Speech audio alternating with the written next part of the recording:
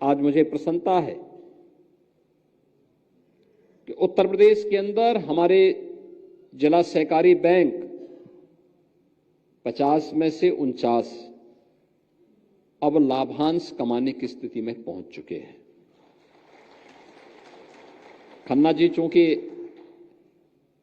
Cooperative के पता नहीं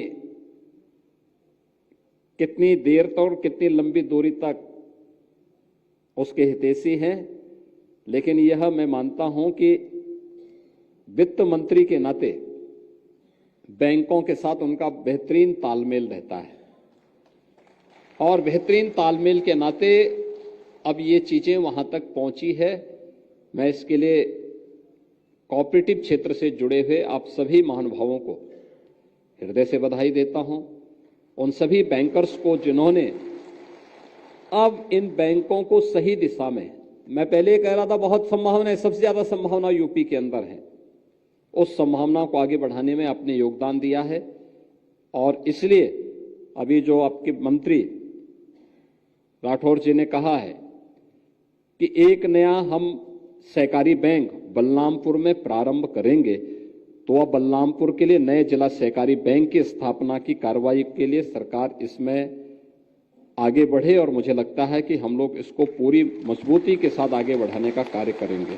सहकारी समितियां खड़ी हुई, इन्होंने अपने यहां फर्टिलाइजर की उपलब्धता सुनिश्चित की और वह सभी किसानों को मिलता हुआ दिखाई दिया, कहीं भी क्राइसिस नहीं होने दी।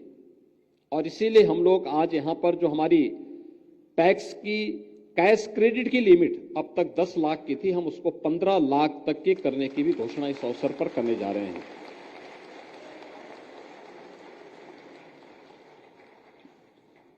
मुझे बताते हुए प्रसन्नता है कि किसी भी अर्थव्यवस्था की जान छोटे स्तर पर वितरित होने वाले लोन से तय की जा सकती है। बड़े उद्यम के लिए उसकी अपनी आवश्यकता है, उसके अपने सोर्स भी हैं, लेकिन उसकी आधार भी एमएसएमई बनती है या छोटी इकाइयां बनती है। अगर छोटी इकाइयां नहीं होंगी, कोई बड़ा उद्यम सफल नहीं हो सकता। और बैंक की डिपॉजिट और क्रेडिट लिमिट में एक संतुलन भी होना चाहिए। जैसे खन्ना जी कह रहे थे, हम लोग जब आए थे तब उत्तर प्रदेश का जो सीडी रेशियो था 2017 में यह 44 से 46 के बीच में था। कुछ जनपदों में तो बहुत ही खराब स्थिति थी, बहुत खराब स्थिति थी। और आज मुझे बताते हुए प्रसन्नता है कि हम प्रदेश भर में इस सीडी रेशियो को बढ़ा करके 61% तक तो हम लोगों ने पहुंचा दिया है। और वर्तमान में